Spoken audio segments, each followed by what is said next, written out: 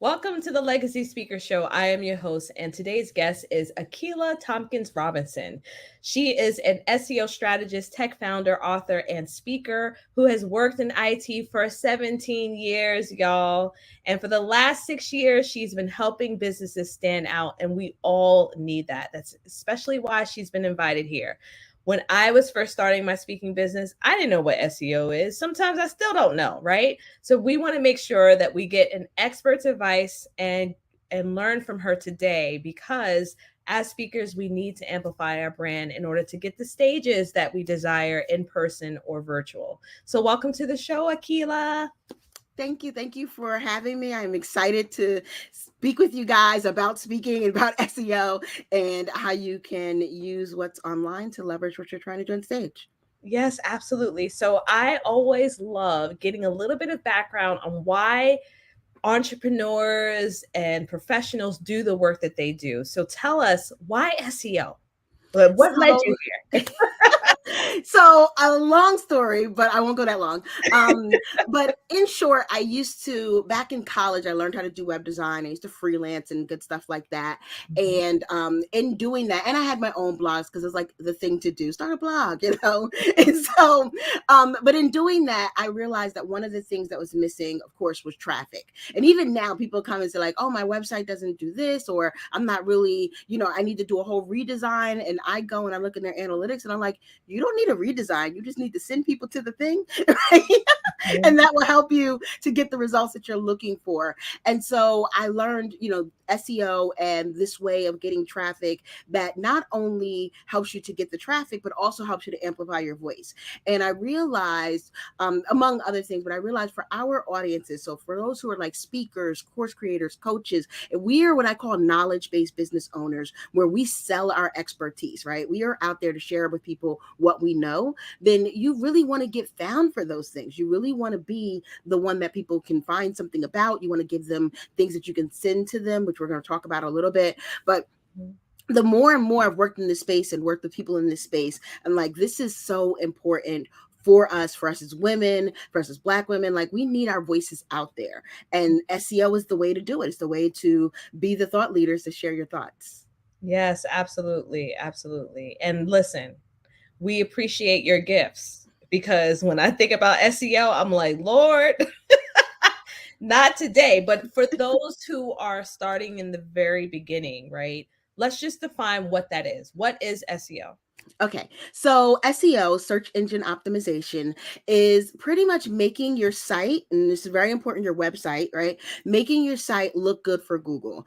And that's my layman's term definition. There's a better one in the books, I know. But my layman's term is making it look good for Google. And Google doesn't see like your pictures, they don't see your colors, they don't see the things that we visually spend a lot of time on. Instead, they see your content and your words and the things that you're speaking about or you're talking about on your site. And so what we want to do is make that look good so that Google sees it. And we want to make sure the things that we are talking about are the things that people are searching for. And so if our audience is searching for it, Google sees it, we put them together, and we've got good SEO, right? We are now able to come up on the first page for those things and come up for when people, again, are looking for it, searching for it, need more information about it. We now become the solution to the answers to the questions that they have. Yes, yes. So, I mean, we all use search engines. We use Google, we may use YouTube, Pinterest.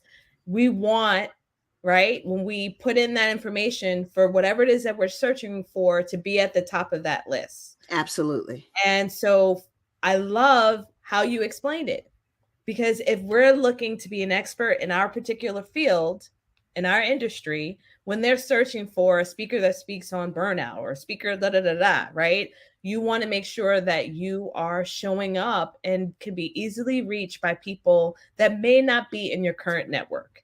Mm-hmm. And that is making sure that you're looking at your business now in a full 360 view, other than just who you actually may be interacting face to face with.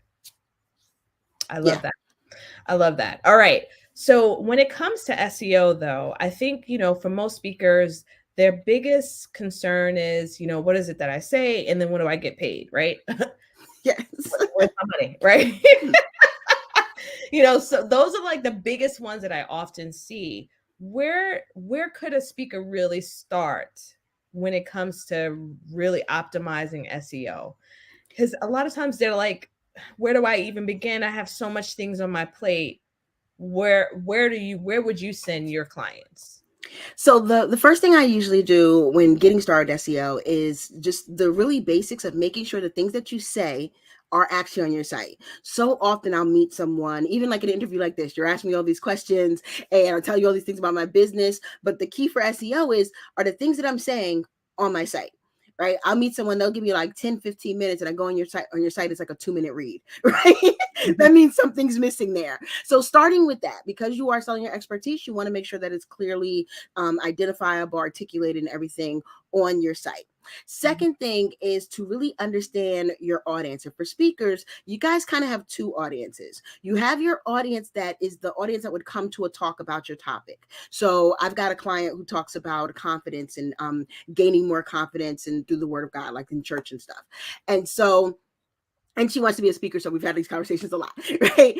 But so her main audience are the women who would come about the confidence and learning about how to gain more confidence and through the word of God. That's one part of her audience. But as a speaker, her audience is also those people who would be bringing in someone to have that discussion. So it could be the conference promoters, it could be or conference people who put together conferences, right? Or it could be, if she does corporate, it could be the corporate entity. And so they're going to have two different things that they need. If you're going to create for that core audience, and I would say for speakers, do like 1 and 1, like 1 week do this, 1 week do that. So that way you kind of build up this library of content. But 1 week you want to talk about, these are the reasons why you need confidence. These are some like tips for confidence, that kind of stuff for that core audience who's looking for the confidence building. That way you become an expert in their mind and their thought leader. And so they're almost asking for you to be at events. And when they see your name, they're like, "Ooh, I've been following her for years. And now I get to see her in person," right?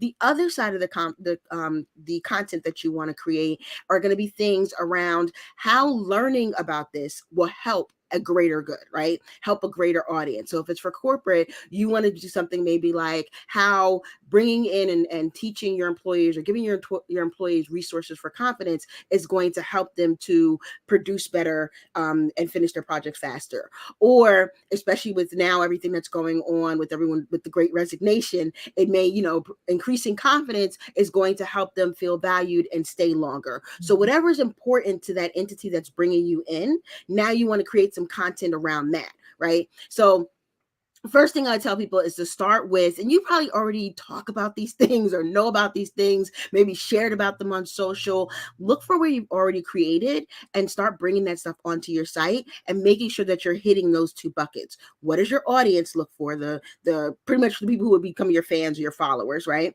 And then what are the people who want to get in front of and impress your audience? Those are the people that would be bringing you in for their event. So for speakers, it's a little bit of a nuance because you need to go after almost two audiences and two pieces of content buckets in your space.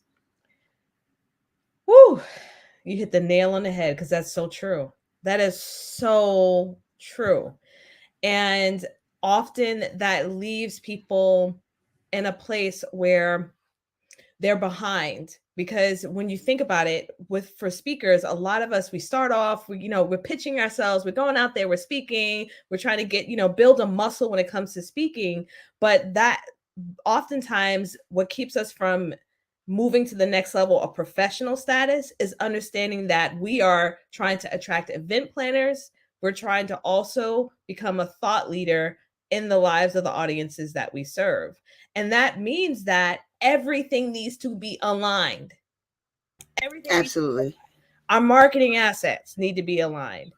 What we post on social needs to be aligned. People cannot find you if you aren't actually stating on a regular basis what it is that you do and who it is that you serve. And I think it's so powerful the way that you broke that down, because when it comes to speaking, there are hundreds, thousands of individuals who are often submitting for places to speak, who are often, being considered. And so how is it that we're going to get known for the work that we do? Well, we have to share it frequently and often, whether that be video, through what we're writing for our websites and what have you. So I really love that you share that. Yeah. What? And just one thing I want to add to that, because as we're talking about, and I don't want it to be daunting to people, because I know Yeah. someone's like, oh my God, I got to create all this stuff. Yeah. One of the things I love about SEO, I'm a little hashtag lazy, right? Right. I used to always say I'm a hashtag lazy blogger. I'm definitely hashtag lazy, right? Is that you only have to create some things once. You can, and that's the thing where I said building up your library of information. Unlike social, where you got to keep doing it like every 2-3 months, repeating the same messages because those things go away. When it comes to SEO, because everything's on your website and because search engines look at all of your website in its entirety, not just looking at your latest and greatest, right? They want to give people the greatest. They want to give people the answers to their questions. They don't care if you answered it this year, last year, or 2 years ago. As long as it's still relevant, then they're going to give that searcher that result. So if you just start building this library, don't feel like, oh, I got to create all this stuff and then I got to do it again and again and again. With SEO, you can create it once, which is beautiful, right? And it's going to continue to live out there, on your site in that fashion. And then what my teams do is that we then repurpose that to our social. So I don't even have to touch my social as much because they're now able to take my unique voice in my content and then make that into other things. So I just wanted to throw that out there for anyone who's starting to panic already and thinking, oh my God, I got to create all these things. Is that the one beauty of it is that you are really building up a library or repository of your information and your content. So you don't have to necessarily say the same thing over and over again. You can add and add to it instead of trying to repeat yourself. Yes, I'm so glad you stated that because my next question was, what are some of the myths? I think there are some things that kind of hinder us, and I'm very, very huge advocate for quick starting even though it may not be perfect, just going out there and sharing. But it does come to a place in our own business that we need to be a little bit more strategic. So what are some other myths that may come up, or maybe one or two that may come up that kind of prevent people from actually going down this route of really optimizing their SEO? So I would say two big myths, right? One's really quick, right? And the other one's a little bit longer. But one of the first myths is that it's super technical. I've been in IT for lots and lots of years. I can code and all that stuff. This is one of the least technical things that I do, right? Yes, there are technical aspects of it, but now that people have things like WordPress and Shopify, if you're doing e-commerce, Squarespace, I don't recommend Wix. I'll tell you guys that now. But now with things like WordPress and these CMS systems, they take a lot of the technical part out of it for us, which is beautiful. Thank you to them, right? The other thing is that the technical part, while it's important, the content I feel is more important. Most people, you can have the most technically sound site. You can have an amazing everything in the background set up exactly the way it should be. But if the right words aren't on your site, then you can't get found for them. So no matter what you do, so it's not as technical as most people think, right? And I don't want people to get scared away because they don't have all the technical pieces and, oh, I need to bring in the developer. You can definitely just get started with creating your content. Google sees your site regardless, whether you do a whole lot of SEO or not. It sees something. The question is, what does it see, right? And where does it put you in the ranking amongst other people who have the same type of content? So just starting there, just making sure you're saying the right words, the things people are looking for. That leads me to my second myth, which is about keywords. A lot of people think that SEO, for those who know a little bit about it, right? You probably heard about keywords and backlinks and some of the other buzzwords we use in the space, but we think that SEO starts with keywords. So people are like, I need to find a keyword and then, magically SEO will appear, right? And it doesn't necessarily help that way. Like, yes, we do look for keywords and research keywords, but before we look at keywords and research keywords, we go back to some of the things I already said of looking at our audience, right? Looking at our audience and looking at our products. And in this case, your speaking is your product, but our product and how we're going to serve them. Those to me are more important than just jumping right into a keyword, because that's going to stop you from going after keywords that aren't going to make sense to your business.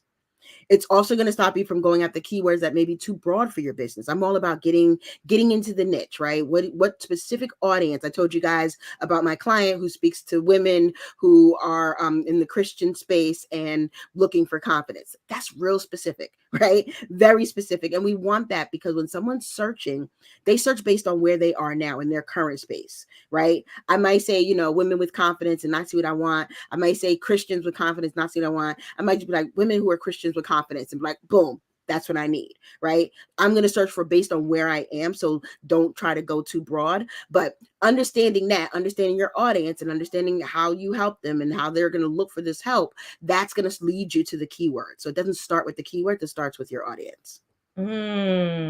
So clarity is so important. Taking that time to get really clear on that.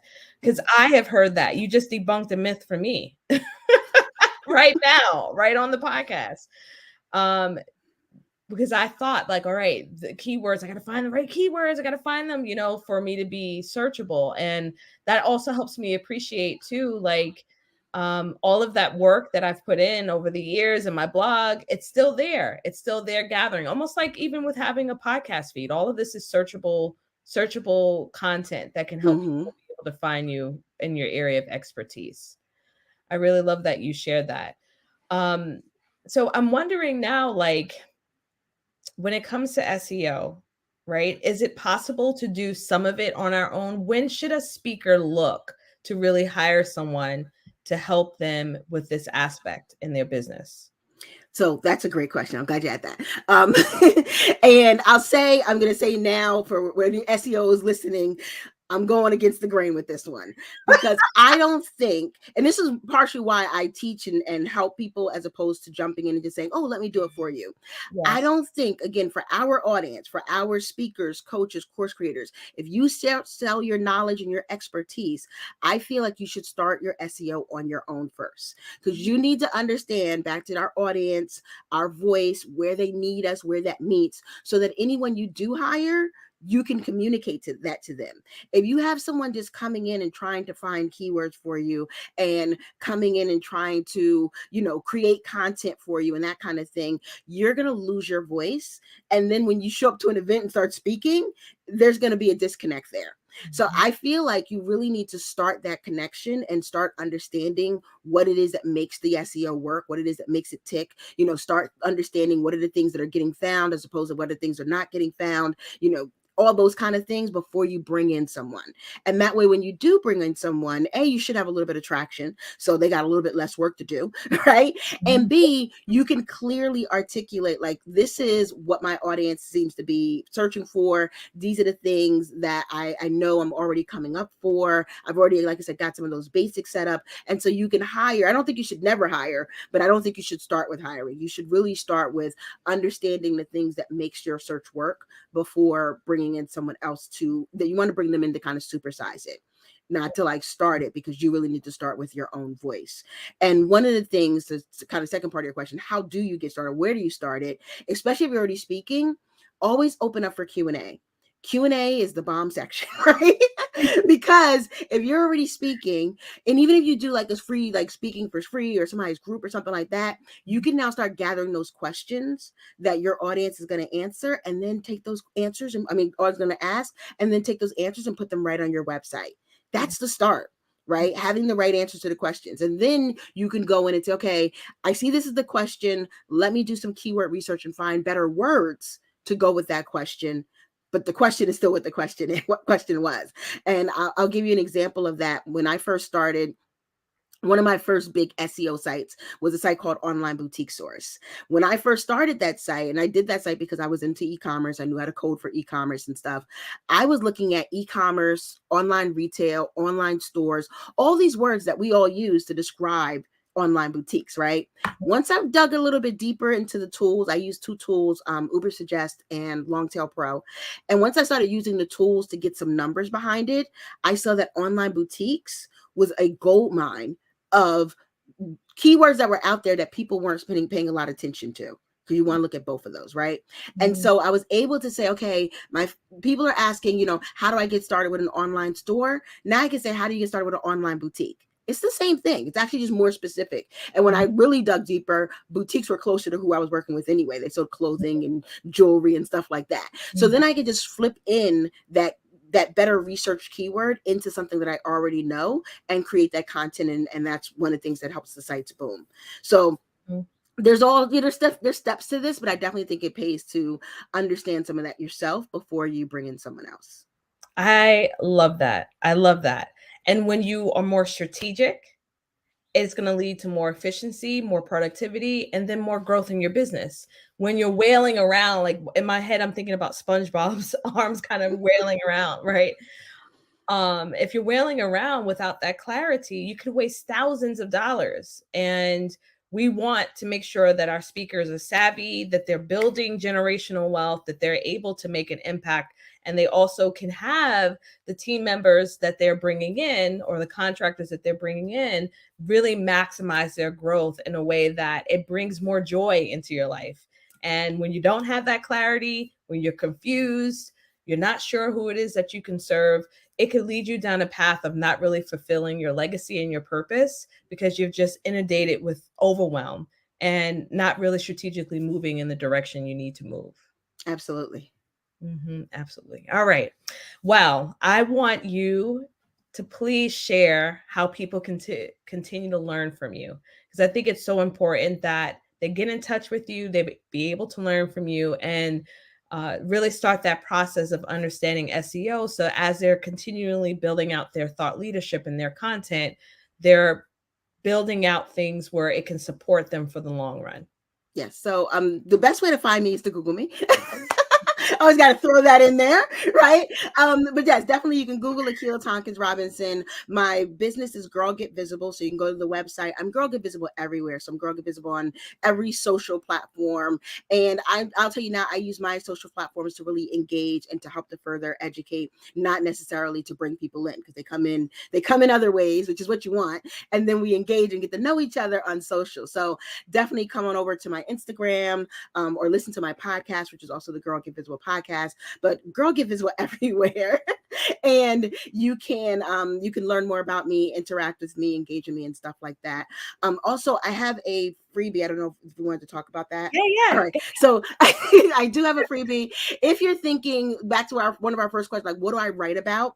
I put together a list of 101 blog post ideas that you can just get started with. And they're mostly in the form of questions, because I like a good question, right? And they'll just help you with what do I write about? What are some of the things that I know people are searching for? And you can just plug in your industry and get some information about that. And so if you go to girlgetvisible.com/get ideas, you'll be able to get that list and get started. Oh, wonderful. Listen, before we started this recording, I told Akilah how honored I was she was on here, and you have laid out so much gems today. I'm definitely going to be re-listening, taking my notes, because this girl needs to get more visible. Okay. But I appreciate everything that you've shared and the time that you've taken to be on our show today. Well, thank you. And thank you again for having me. Absolutely. Bye, guys. Wow. That was amazing. And as Akilah was sharing with us, I was thinking, whoo, there's so much work I need to do. But I really want to emphasize exactly what she shared with us today. We're all a work in progress. So I want you to take a moment to grab one or two pearls that she shared, get her freebie if you need it, listen to her podcast, and look at ways in which you can leverage your content to amplify your brand. One of the biggest things that we have to work on as speakers is making sure we get visible, making sure that we're very clear on who it is that we serve and how we serve them, and not being afraid to take up space. If you're ready to uplevel your speaking career, please reach out. We would love to help you create your signature talk and also get you to a place where you are curating a strong business foundation so that you can continue to make an impact in the lives of the audience that you serve. All right, I'll see you all until next time. Bye-bye.